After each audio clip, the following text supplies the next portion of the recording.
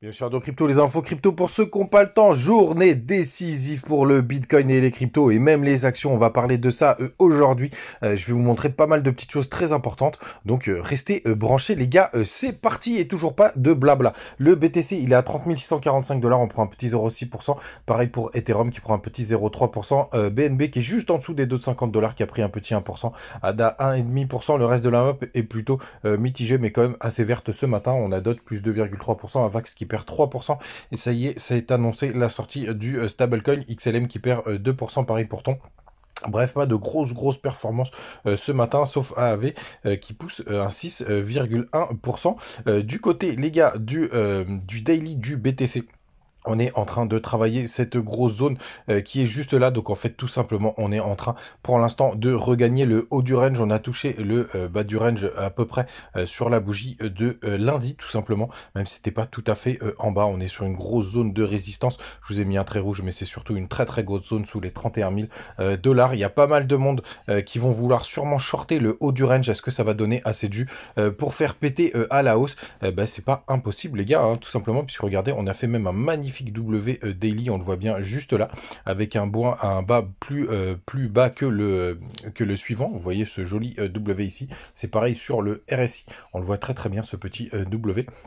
Donc on va voir ce que ça va donner et surtout si jamais on a beaucoup de personnes qui veulent trader le range pardon parce qu'il devient évident, ça pourrait nous donner beaucoup de jus pour passer pour breaker ce range. Rien n'est impossible sur le BTC, vous le savez, surtout si ça avance du côté des ETF. Donc les gars, restez vraiment vigilants, surtout cet après-midi, c'est à 14h30.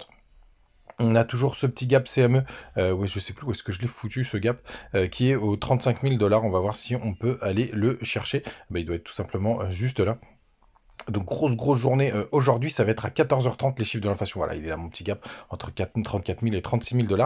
Et pourquoi c'est intéressant? Parce que là, je vois de plus en plus de shorters qui sont en train d'accompagner cette poussée. Et vous savez, ça c'est très bon, puisque ça alimente justement ce petit pump qu'on est en train de voir pour l'instant. Et on voit tout simplement qu'on est enfin on remarque qu'on est à la parité, donc rien de très intéressant. Mais surtout les gars, on a pas mal d'open interest, c'est-à-dire qu'il y a pas mal de gens qui rentrent en position et possiblement, je dis bien, là pour l'instant c'est surtout des shorters. Sur le spot ça s'est calmé, on a peut-être même un petit W qui se met sur le spot avec du rachat. Par contre les fundings sont ultra positifs, on a vraiment besoin de ce booster qui sera d'ailleurs positif ou négatif, hein, qu'on se le dise.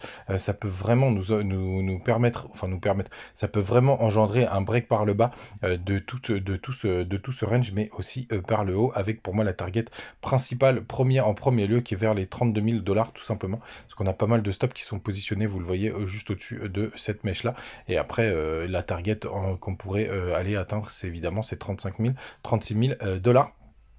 Mais à la baisse, vous le savez, je vous l'ai déjà répété, c'est pour moi les 27 000. Vous avez ce retracement, je vais vous le remettre juste là, avec la première target qui est au 28 892, donc vers les 29 000 $, 28 900.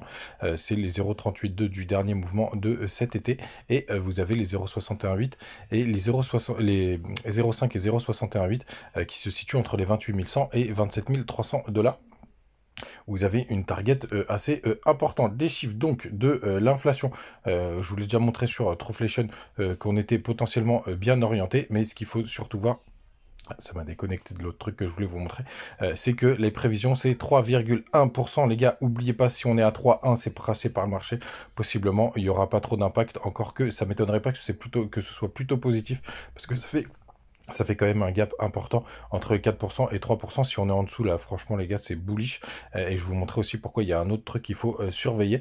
Et si c'est au-dessus, malheureusement, ce serait assez mauvais. Ce que je voulais donc vous montrer, la dernière petite chose qui est très importante et qui est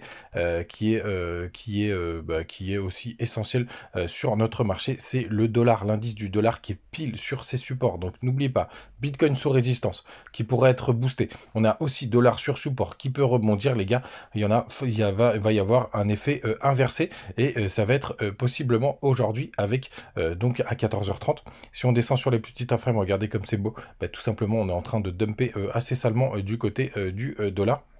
On voit bien un petit rebond, bam, on est sur un joli couteau qui tombe. On va voir ce que ça va donner. N'oubliez pas, c'est les 100 points qu'il faudrait vraiment casser pour avoir quelque chose de très positif. Les gars, vous savez tout. Restez branchés, n'hésitez pas à nous rejoindre sur le Telegram, on partage beaucoup d'informations. Sur le Twitter aussi. Et puis on reste branchés les gars, comme d'hab, je vous ferai une petite news ce soir. Peut-être qu'on ferait je ferai peut-être une vidéo update. C'est pas impossible au vu de la situation. On pourra analyser tout ça, passer une très très bonne journée. N'oubliez pas, 14h30, mettez votre réveil et à tout à l'heure sûrement, ou au pire une petite news que je vous posterai. Salut!